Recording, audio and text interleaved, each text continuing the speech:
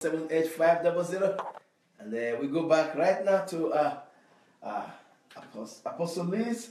Apostle Liz, just looking at what we've been talking about and all the issues of the Christian life and all.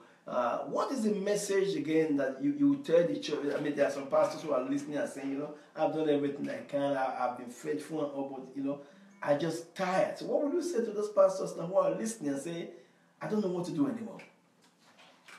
I'll tell them, don't be discouraged. This is a race we run.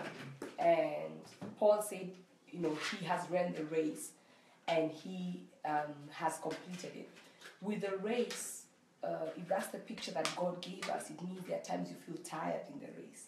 And sometimes you start off with a big splash, and then at the end, every muscle is aching, but you have to put your focus on the finishing line.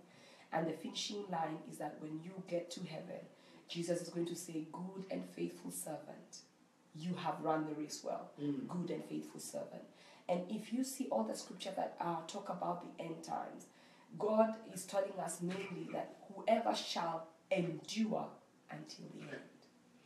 My brother, my sister who's in ministry, man of God, woman of God, I need to tell you that if you cut the race before the end, if you don't finish the race, you don't get a crown. Just like in the marathon that we see during the sport games and Olympics and all these things.